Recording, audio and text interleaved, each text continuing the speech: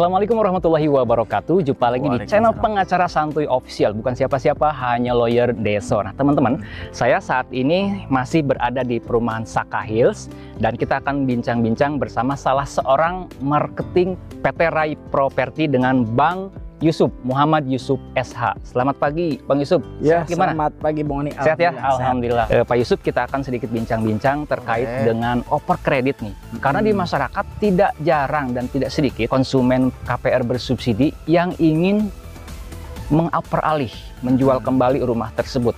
Nah, sebagai marketing di perusahaan Rai Property ini, pernah menemukan nggak misalkan konsumen mengajukan over kredit, melakukan over kredit, dan kalau ada, seperti apa over kreditnya, kemudian juga persyaratan yang mereka siapkan apa aja, prosedurnya gimana, dan gambaran biayanya berapa sih Bang?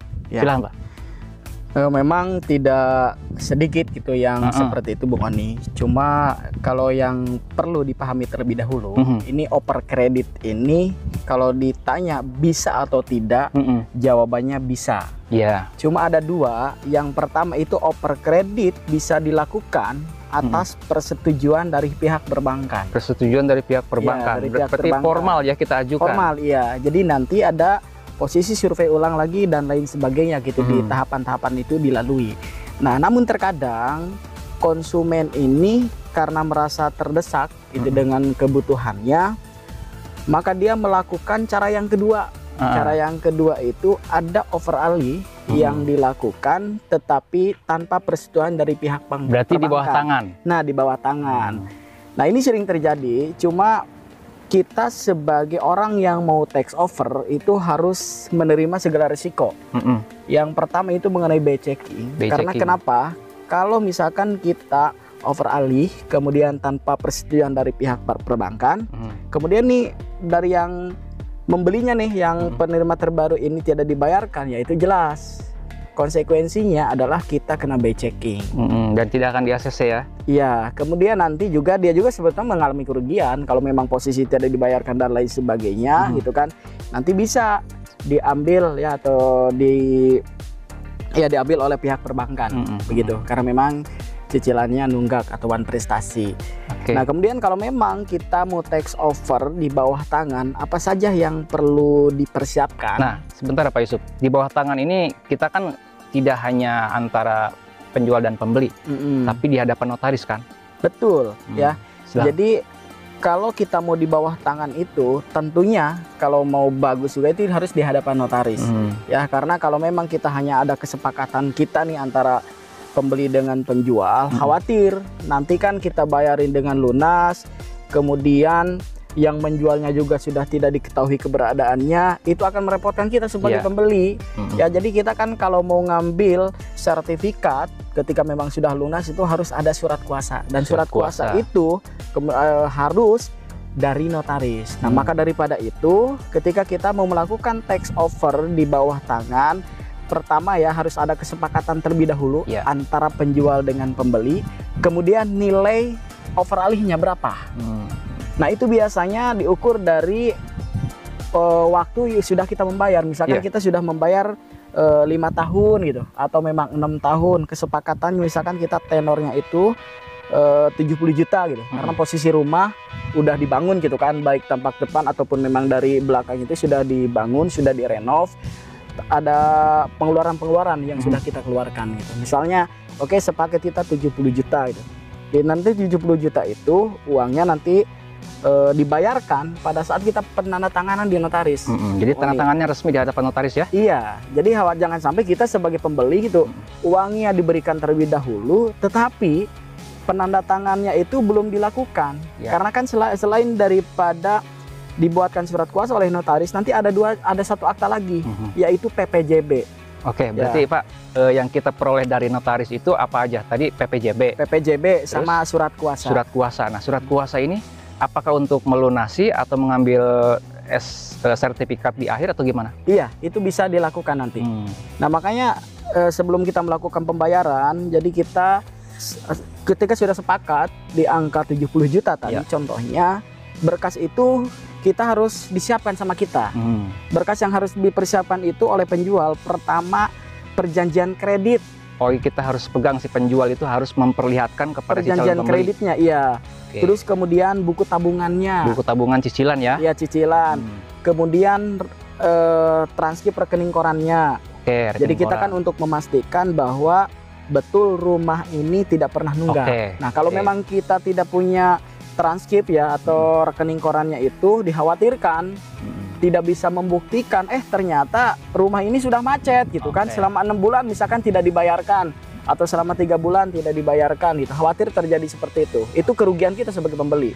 Itu untuk memastikan terlebih dahulu, kemudian baru ada kartu keluarga, kemudian KTP suami istri ya, itu kan harus ada persetujuan dari istrinya juga gitu, atau memang rumahnya atas nama istrinya, berarti harus ada persetujuan dari suaminya.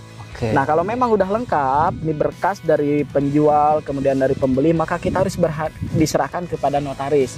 Tinggal notarisnya nih mau pilih yang mana kira-kira yang cocok. Nah, biasanya kalau kita untuk menentukan harga pembuatan tax offer ini, itu harga itu ada dari notaris. Misalnya 5 juta atau memang di bawah 5 juta, itu tergantung notaris. Notaris kan banyak juga nih di wilayah Kabupaten Lebak.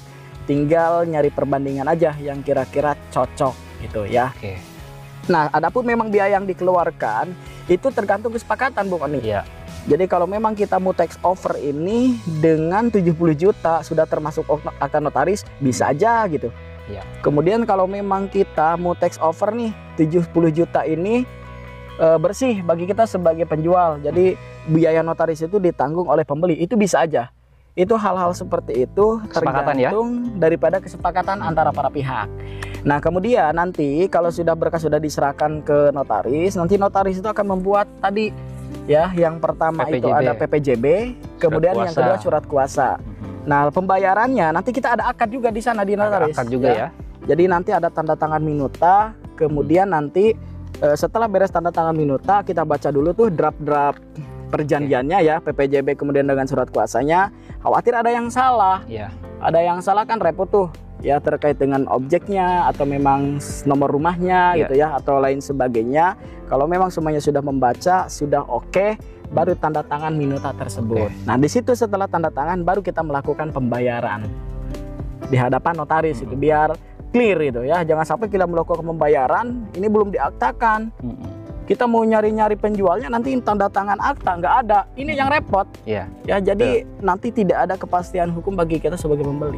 Nanti ketika cicilan rumah itu selesai, berarti kalau tadi oper kreditnya di hadapan notaris sudah tidak perlu lagi menghadirkan si pemilik pertama ya? Iya, tidak perlu karena sudah ada surat kuasa tadi. Surat kuasa dan PPJB. Jadi kalau memang sudah lunas, jadi nanti kita datang ke perbankan, kemudian bawa surat kuasa dan kita bisa mengambil sertifikat. Kemudian satu lagi, Bung Oni. Ya. Ini kan biasanya di perumahan itu ada asuransi. Asuransi meninggal dunia contohnya. Ini kalau orang ini, konsumen ini ya meninggal dunia, itu kan lunas. Lunas, dianggap lunas ya. Tapi yang harus mengajukan ngurus-ngurus tentunya ahli waris dari si konsumen pertama. Si pemilik pertama yang namanya tercantum dalam kredit KPR. Iya.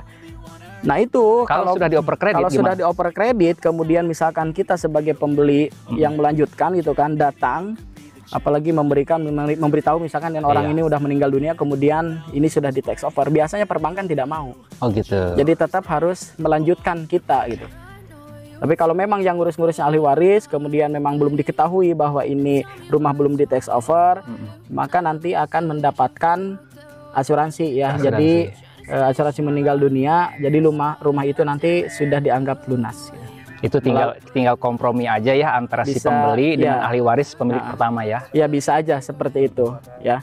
Itu hal-hal yang perlu diketahui juga gitu, Bung Anis. Itu saja teman-teman semua podcast On The Way kita hari ini di perumahan Sakahil. Mudah-mudahan ada manfaatnya, menambah wawasan bagi teman-teman yang membutuhkan informasi terkait dengan hal ini. Terima kasih Pak Yusuf, sampai jumpa di lain kesempatan.